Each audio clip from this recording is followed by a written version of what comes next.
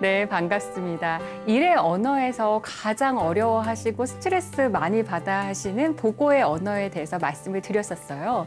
기억이 나시죠? 저희가 상사와 보고할 때는 그분들이 후천성 주의력 결핍 증후군이 있다 라고 생각을 하시고 가능한 한 결론을 앞에 얘기를 하시는 겁니다. 그래서 기억하셔야 되는 게 30초 2갈씩. 여기에 더 좋은 건 뭐냐면 안심 첫 문장까지 같이 가면 좋겠죠. 그래서 안심 첫 문장 30초 2갈씩을 말씀을 드렸어요.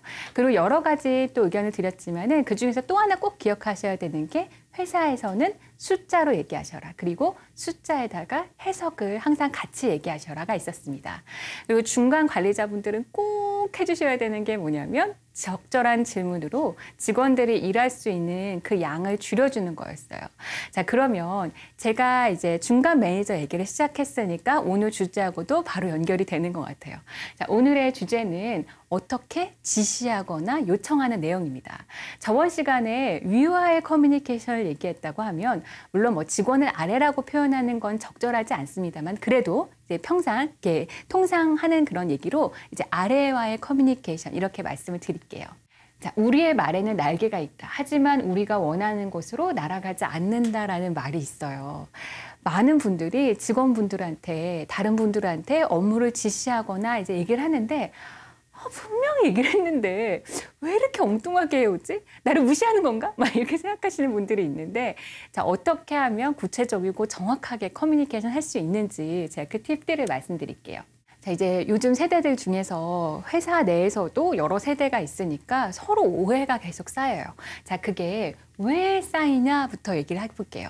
먼저 서로 다른 언어를 쓰고 계셔서 그래요. 자, 이게 맥락 문화의 충돌이라고 해서 요즘 직장 생활 안에서 두 가지 맥락 문화가 충돌하고 있고 이걸로 인해서 심각하게 문제가 생기고 있습니다.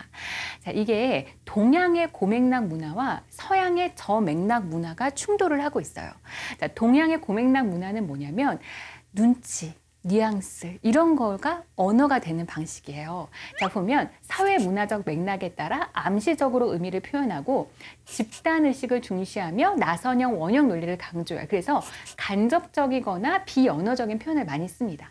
그래서 좀 더워요. 그래서 에어컨 틀어줬으면 좋겠어요. 그런데 그렇게 말하기보다는 좀 덥지 않니? 이렇게 얘기하는 게 동양의 고맥락 문화예요. 자, 그런데 서양의 저맥락 문화는 뭐냐면 직접적 커뮤니케이션 형태로 의미를 표현하고 개인주의 가치관과 선적인 논리를 강조하며 직접적 언어적 표현을 사용해요. 그래서 에어컨 틀어줬으면 좋겠다라고 얘기를 하면은 좀 더운데 에어컨 틀어줄 수 있을까? 이렇게 얘기를 하는 거예요. 자, 그러면 제가 앞으로 드리는 모든 경우의 수는 나쁜 사람이 있는 경우는 없어요. 다 좋은 사람은 좋은 사람, 괜찮은 사람끼리 얘기를 하는데 왜 문제가 생기는가? 자, 이제 요즘 직원들, 특히 MZ세대, 물론 이렇게 말하면 싫어하시죠. 그런데 이제 MZ세대 같이 요즘 직원분들의 특징 중에 하나가 뭐냐면 고맥락 문화 해독력이 떨어져요. 잘못은 아니죠. 서양의 저맥락 문화가 잘못인 게 아니잖아요. 그런데 동양의 고맥락 문화 해독력이 떨어집니다. 그러다 보니까 오해가 생기는 거예요. 자, 예를 들어 볼게요. 어떤 팀장님이 직원이 지각하는 것 때문에 스트레스를 받아요. 그런데 계속 지적하기에도 좀 애매한 거예요. 왜냐하면 지각을 2분, 3분, 1분 이렇게 지각해요. 그러니까 혼내기도 조금 애매하잖아요. 그래서 눈치를 계속 주면서 이제 혼을 냈어요. 나름대로 이제 했는데 이 직원이 바뀌지가 않는 거예요. 조용히 들어올 때마다 이 팀장님이 이렇게 얘기해요.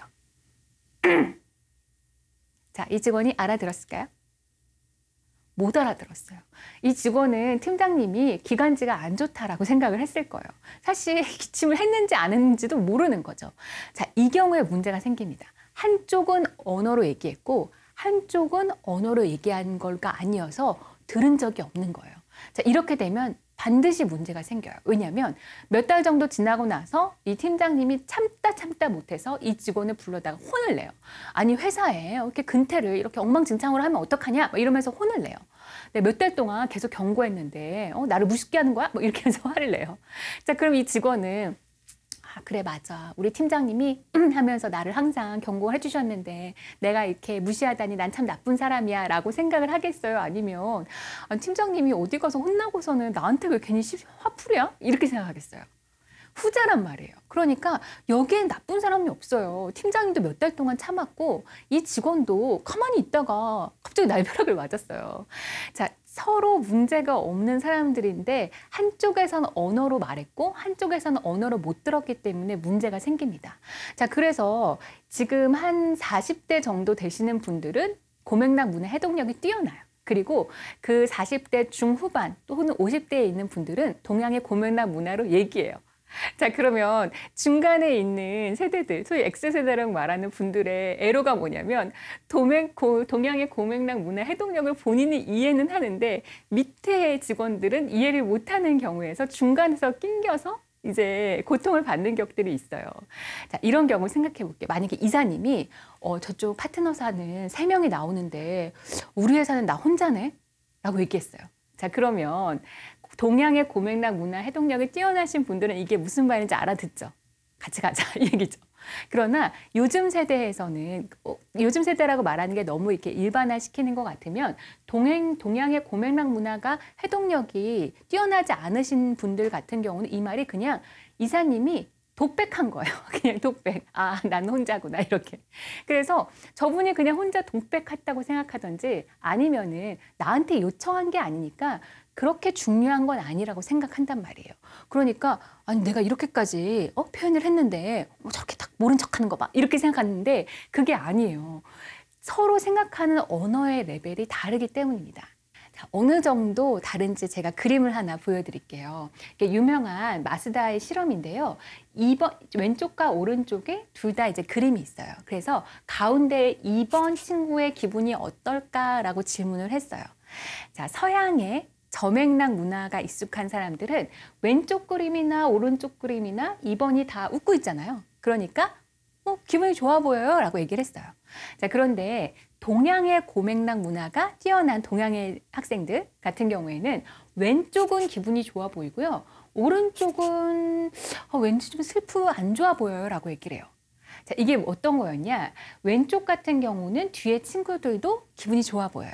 그런데 오른쪽 그림에는 친구들이 되게 좀 기분이 안 좋아 보여요. 그러니까 배경의 친구들이 저렇게 울상인데 저 친구의 얼굴도 왠지 슬퍼 보이는 거죠. 그러니까 맥락을 파악해서 의미를 부여하는 거예요. 그런데 여러분들 많은 분들은 이렇게 동양의 고맥락 문화가 뛰어나시지만 전혀 그렇지 못한 세대들이 늘어나고 있습니다. 그러니까 내가 분명히 말했는데 지도 알아들은 것 같은데 왜 저런 식으로 행동하지? 라고 생각하실 게 아니라 저쪽에서는 아예 그게 언어가 아닌 경우가 많다고 생각하시면 돼요. 어떻게 그럴 수가 있어요? 라고 생각하실지 모르겠지만 이걸 보고서 배경에 있는 친구들은 전혀 맥락을 해석하지 않았다는 게 잘 이해가 안 되시죠? 그런데 서양의 경우에는 대부분 이렇게 말을 했단 말이에요. 자, 그렇게 생각하시면 동양의 고맥락에 의존해서 내가 언어를 전달했다라고 생각하시게 되면은 오류가 생겨나게 됩니다. 서로 오해가 생겨나는 것 중에 중요한 것 중에 하나는 서로 같은 단어를 얘기하면서 같은 뜻을 얘기한다고 착각해서 그래요. 그런데 엄밀히 말해서 세상에 완벽하게 똑같은 단어라는 건 존재하지가 않습니다. 이걸 언어의 임의성이라고 해요. 그 페르디난드 소시르가 말한 시니피양, 시니피에라고 하는 개념이 있는데 시니피양은 기표, 시니피에는 기의예요. 이게 말이 이렇게 보이지만 쉬운 얘기예요. 기표는 뭐냐면 글자나 아니면 이미지 같이 겉으로 보이는 모습을 말하고 시니피에는 거기에 해당하는 뜻을 말합니다. 그래서 만약에 사랑해요 라는 말을 했을 때 요 사랑해요 라고 하는 글자나 하트 같은 이미지는 시니피양이죠. 그런데 사랑해요 라는 단어를 들었을 때 어떤 사람은 되게 몽글몽글한 이미지를 가질 수도 있을 거고 어떤 사람은 따뜻한 이미지를 가질 수도 있을 거고 만약에 굉장히 스토커 같은 사람한테 괴롭힘을 겪고 있는 사람이라면은 굉장히 무섭게 다가올 수도 있겠죠. 그래서 엄밀히 말해서 완벽하게 똑같은 단어라는 건 존재하지가 않아요. 자, 사랑해요라는 단어를 들었을 때 다정한 노부부, 사랑에 빠진 커플, 이혼 직전의 부부, 스토킹 당한 여성 당연히 다 다른 의미를 갖고 있겠죠. 그래서 똑같은 단어가 똑같은 의미를 얘기하는 게 아닙니다. 그런데 우리가 분명히 똑같은 얘기를 했어요. 내가 분명히 그 단어를 얘기했어요 라고 말했으니까 상대방도 알아들었겠지 라고 생각하면서 나중에 그게 그 뜻이었잖아. 그게 그 뜻이잖아요. 라고 생각하면서 커뮤니케이션 오류가 생겨나는 거예요. 자, 1, 4분기 매출 현황 간단히 정리해 주세요. 내 말 무슨 말인지 알죠? 자, 이렇게 지시를 했어요. 자, 그러면 1, 4분기 매출 현황을 간단히 정리한다라는 이 간단히가 어떤 의미인가요? 어떻게 생각하면 1, 4분기 매출 현황 전체 107억 5천만 원, 지난 분기 대비 21% 증가, 전년 동기 대비 12% 증가, 이거를 얼른 메모지에 탁 적어서 탁 드리는 게 간단이라고 생각할 수 있어요. 또 어떤 사람은 전체 매출 현황, 지난 분기 대비 증감 비교, 세부 주요 항목별 추이를 한 페이지의 숫자 위주로 정리해서 상사에게 보고할 수 있는 포맷으로 만들어라를 간단이라고 생각할 수 있어요. 자, 그러면 A가 맞는 거예요? B가 맞는 거예요? 자, 그러면 시키는 분은 아니 당연히 B가 맞지 라고 생각하실 수도 있죠. 그러면 회사의 업무의 매뉴얼을 배워야 되는 문제지 내가 어떻게 그 일일이 다 말해주니? 이렇게 생각하실 수 있겠지만 만약에 사장님이 전화가 와서 그 부서 1, 4분기 매출 현황 그게 금액이 얼마였죠? 100 얼마라고 했던 것 같은데 네 바로 보고 드리겠습니다 라고 했을 때는 이렇게 길게 쓰면 안 돼요. 그쵸? 여기의 경우에는 A가 맞는 거였어요. 자, 이것처럼 이 상황에 대한 거는 A밖에 모르고 B밖에 모르고 하기 때문에 시킬 때부터 정확하게 시키셔야 되는 거예요. 왜냐하면 시키는 사람의 머릿속은 시키는 사람만 알고 있잖아요. 그래서 본인이 생각한 것보다 훨씬 더 자세하고 구체적으로 지시를 하셔야 됩니다. 자, 왜 또 서로가 오해가 쌓일까? 서로 다른 상식 때문에 그래요. 내가 아는 걸 상대방도 안다고 생각하면 비극이 일어난다. 이거를 지식의 저주라고 하는데요. 엘리자베스 뉴턴의 노래 맞추기 실험이 이걸로 유명한 게 있어요. 자, A그룹하고 B그룹하고 나눠서 노래를 맞추게 합니다. A그룹한테 120곡을 줘서 이렇게 손으로 치면서 장단을 맞추게 하고요. B그룹이 그 노래를 맞추는 거예요. 자, 이 노래를 제가 하나를 가져왔어요. 물론 여기서 실험한 건 아닙니다. 우리나라 곡이니까요. 제가 손뼉으로 하나 쳐볼 텐데 어떤 곡인지 한번 맞춰보세요.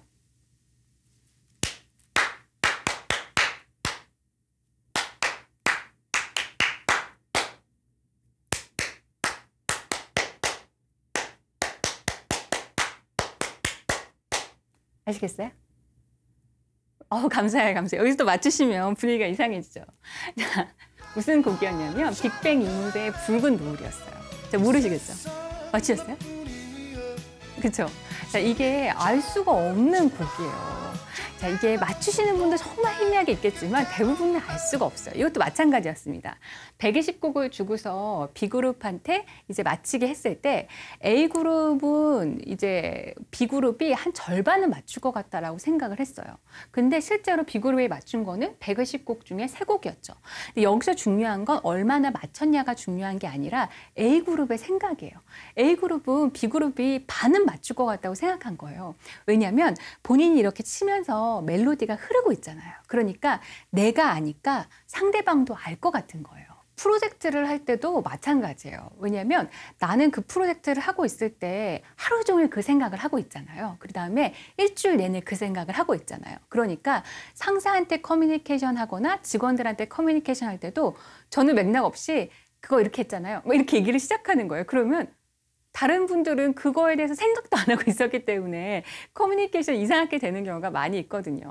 자, 내가 아는 것, 내 머릿속에 흐르는 걸 상대방도 생각하고 있겠지, 상대방도 알고 있겠지 라고 생각하면서 커뮤니케이션을 하시게 되면 어려움들이 늘어납니다. 자, 분명히 똑바로 말했어요. 그 다음에 상대방도 분명히 알아들었대요. 자, 그런데 문제가 생기는 경우들을 아까의 예시들로 말씀을 드릴게요. 맨 앞에 있는 우주선이 고객님 제품입니다. 말씀드렸어요. 이 그림을 보고. 그때 고객이 얘기를 하죠. 맨 앞에 있는 우주선이요? 네네. 맨 앞에 있는 우주선이요. 아셨죠? 네, 맨 앞에 있는 우주선이. 알겠네요. 어떤 분은 이게 가장 맨 앞에 있는 우주선이라고 생각하고 어떤 분은 가장 큰 이 우주선이 맨 앞에 있는 우주선이라고 생각해요. 되게 쉬운 말이잖아요. 맨 앞에 있는 거. 그럼에도 불구하고 분명히 똑바로 말했는데 서로 커뮤니케이션 오류가 생겨나요. 자, 직원한테 지시하는 경우입니다. 이게 인터넷에서 논란이 된 그림인데요. 어디가 개의 상체일까요? 개의 상체는 어디일까? 자, A는 뭐냐면 상체가 머리하고 앞다리가 상체예요. 하체는 등하고 뒷다리가 하체예요.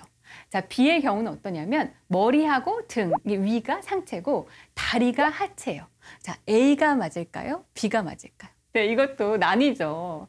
그래서 이런 경우가 있습니다. 어떤 거 테스트하기 위해서 개 상체에다가 마이크로칩 달아줘. 네, 알겠습니다. 개 상체에다 달아야 돼. 알겠지? 아, 네, 걱정 마세요. 알아들었어요. 개 상체요.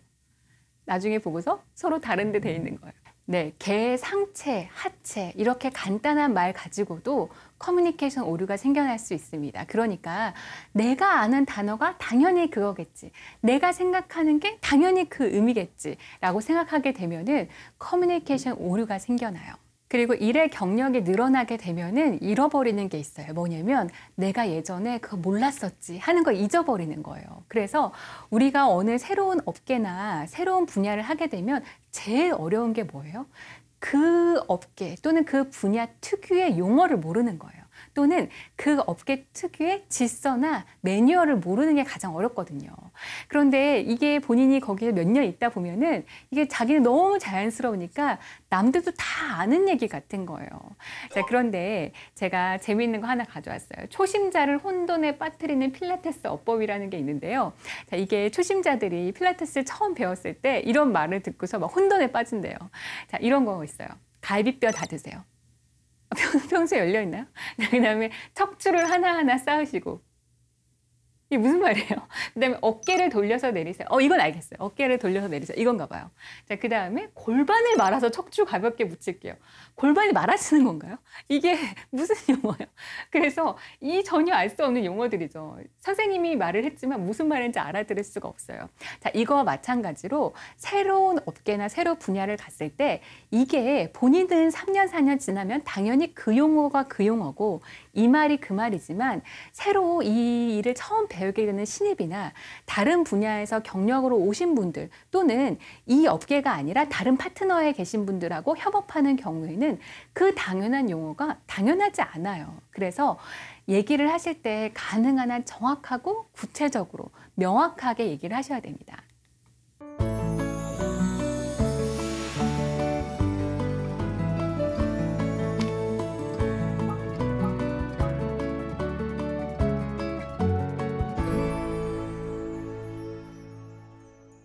자, 그러면 어떻게 구체적이고 명확하게 얘기를 하냐. 왜냐하면 지금 사람들이 나는 모호하고 애매모호하고 이렇게 얘기해야지. 나는 흐리멍텅하게 얘기해야지. 라고 생각하시는 분은 없단 말이에요. 나름대로 구체적으로 말한다고 생각을 하는데 이제 문제들이 생기는 거잖아요.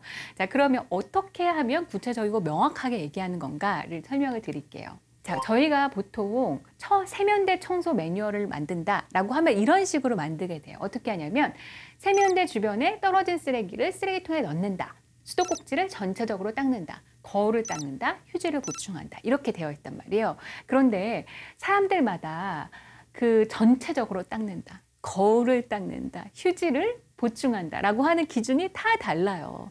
생각해 보시면 어렸을 때 엄마 아빠가 방을 치우라고 했는데 분명히 치웠어요. 저는 어렸을 때 그 중고등학교 때까지만 하더라도 방 청소를 한 달에 한 번 정도 했기 때문에 저희 집은 제 방은 난장판이었거든요. 그래서 참다 못한 저희 아버지가 치워주시곤 했어요. 자, 그런데 방 청소를 하라라고 했을 때 제 기준의 방 청소는 바닥에 있는 옷들이 걸려 있는 거예요. 그 다음에 그 책상 밑에 있는 썩어가는 아이들이 쓰레기통에 들어가는 거예요. 자, 이 정도면 거의 뭐 완벽한 방 청소인 거죠. 이제 걸어갈 공간도 있고, 그 다음에 이제 보통 의자 위에 옷이 10개 정도 쌓여 있는데 이게 다 옷걸이에 걸려 있고, 그 다음에 방에 들어갔을 때 먼지는 좀 굴러다녀요. 그러나 일단 썩은 음식은 없는 거예요. 자, 그 정도면 굉장히 훌륭하게 치운 거 아니겠어요? 그런데 이제 저희 어머니나 저희 아버지가 봤을 때는 내가 분명히 청소하라고 했는데, 손도 안 댔다. 이렇게 얘기하는 거죠. 제가 분명히 2시간이나 치웠는데. 자, 이런 것처럼 방을 청소한다라고 하는 개념도 다르잖아요. 그렇기 때문에 상대방의 경험이나 상대방의 지식에 의존하는 것이 아니라 내가 지시한 것이 상대방의 경험이나 지식이 없어도 그대로 따라할 수 있도록 매뉴얼을 만드는 게 디즈니랜드의 방식이에요. 자, 디즈니처럼 구체적으로 하라는 말씀을 드리는데 이게 어떤 거냐면 디즈니랜드 같은 경우에는 전 세계에서 다양한 인종이나 다양한 교육 그 경험을 가지고 있는 분들이 모이게 돼 있어요. 그래서 직원분들이 오히려 정직원보다 짧게 일하는 단기 근무자인 분이 더 많아요. 그런데 얼마 일하지 않은 분들을 대상으로 했는데도 세계 최고 수준의 서비스를 갖고 있잖아요. 자, 이게 어떻게 하냐면 디즈니랜드 같은 경우는 매뉴얼을 거의 완벽하게 만든다고 해요.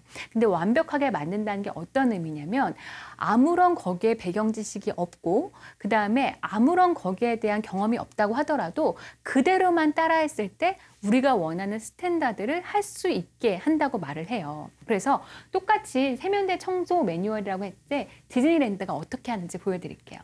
첫 번째, 세면대 주변에 떨어진 쓰레기를 쓰레기통에 넣어요. 2번, 세제와 스펀지로 세면대 안쪽을 닦아요. 3번, 걸레를 물이 흐르지 않을 정도로 짜서 반쪽 면으로 세면대 안쪽을 구석구석 닦아요. 4번, 물기를 꽉 짠 걸레의 나머지 부분으로 세면대 바깥쪽으로 구석구석 닦아요. 5번, 마른 걸레의 반쪽 면으로 세면대에 남은 물기를 닦아요. 나머지 부분으로 거울 수도꼭지의 물방울과 물때를 닦아요. 7번, 남은 휴지가 3분의 1 이하면 남아있어도 보충해요. 자, 이렇게 하는 게 이제 매뉴얼의 방식인 거예요. 이렇게 하면은 휴지를 보충한다라고 했을 때 본인 입장에서는 좀 그래도 남았는데 라고 생각해서 보충 안 할 수도 있는 거죠. 그런데 기준을 명확하게 해줬어요. 남은 휴지가 3분의 1 이하면 남아있어도 보충한다. 명쾌하죠. 보충할까? 말까? 하나? 많아? 생각할 필요가 없는 거예요. 그대로 매뉴얼대로 하면 되는 거죠. 자, 그래서 우리는 상사에게 너무 많이 말하고 지시할 때 너무 조금 말해요. 그래서 저는 정확하게 그 반대로 하시면은 크게 문제가 없다고 말씀을 드립니다. 그래서 지시할 때부터 텍스트로 그다음에 참고 자료로 좀 말씀을 해주세요. 그냥 예를 들면 국내 바이오 산업 현황 발전 방안 이렇게 해가지고 한 10페이지 보고서 써줘.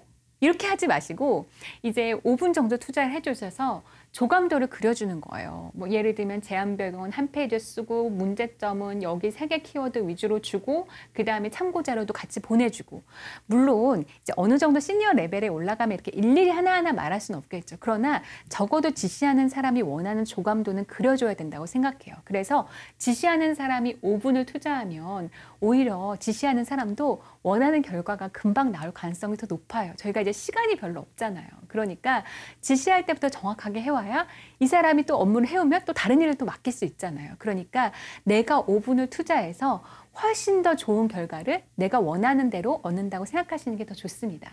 자, 그리고 텍스트로 조감도를 그려주는 게 또 중요하다면 만약에 텍스트로 하시기가 불편하시다라고 하면은 그림으로라도 좀 보여주는 겁니다. 자, 만약에 처음 간 미용실에 있다고 생각해 보세요. 처음 간 미용실한테 알아서 해주세요. 이렇게 잘 안 하죠. 물론 그렇게 하시는 소심하신 분들도 있다고 마음속으로 기도하시는 분들이 있다는 소문을 듣긴 했습니다만은 내가 어떤 머리를 하고 싶다라고 말하면 이런 식으로 해주세요라고 그림을 보여주잖아요. 그래서 이런 느낌으로 좀 해줘라는 식으로 좀 얘기를 해주시면 보는 사람이 아, 저 사람이 생각하는 게 저거구나 라고 알아차리기가 쉽기 때문에 그렇게 구체적으로 지시하시는 거에 도움이 됩니다. 자, 그리고 평범한 사람이 이해할 수 있는 언어로 얘기하라는 게 있는데요. 이게 어떤 거냐면 각 분야별로 자기 말에 그 전문 용어들이 있어요. 그런데 이 용어들이 본인들은 익숙하시지만 상대방이 들었을 때는 뭔가 이렇게 처음 듣는 말이거나 아니면 어색한 말들이 있단 말이에요. 자, 예를 들면 뭐 이번 스프링 시즌의 릴렉스한 위크엔드 블루톤이 가미된 시크하고 큐트한 원피스는 로맨스를 꿈꾸는 당신의 머스트헤브. 이렇게 얘기를 하신다든지 아니면 어번시크의 정수를 보여줄 모카 비알리티로 뽑은 아로마가 스트롱한 커피를 보던 폴라의 큐티한 잔을 즐겨보자. 자, 이렇게 얘기를 하시면 그 분야에 있는 분들은 이게 이 용어가 익숙하시겠지만 다른 분들은 이런 용어가 웃기거나 아니면은 무슨 말이지? 라는 생각이 든단 말이에요. 그런데 정말 분야별로 IT 분야, 디자인 분야, 그 다음에 각 분야별로 본인만의 고유 언어들을 갖고 계세요. 자, 그래서 본인이 바로 같은 부서의 직원을 하실 때도 이런 용어들을 조심하셔야 되지만 만약에 파트너사에 어떤 걸 요청한다 하셨을 때는 가능한 전문 용어를 사용하시는 게 아니라 평범한 사람도 이해할 수 있는 언어로 그렇게 바꿔서 커뮤니케이션 하시는 게 좋습니다. 직원분들이나 파트너사분들은 어떤 걸 지시를 들었을 때 가능한 한 잘 하고 싶어 해요. 조직에서 인정받고 그다음에 자기가 또 월급 받고 일하는데 당연히 잘 하고 싶어 한단 말이에요. 그런데 점점 좀 오해가 쌓여가는 것들이 있는 것 같아요. 그래서 분명히 나는 똑바로 지시했는데 쟤는 왜 저럴까? 라고 생각하시는 분들을 위해서 제가 많이 하는 오류들을 말씀드렸습니다. 저 뭐였죠? 세상에 똑같은 단어는 없습니다. 라고 말씀을 드렸고 또 세상에 똑같은 상식도 없습니다. 라고 말씀을 드렸죠.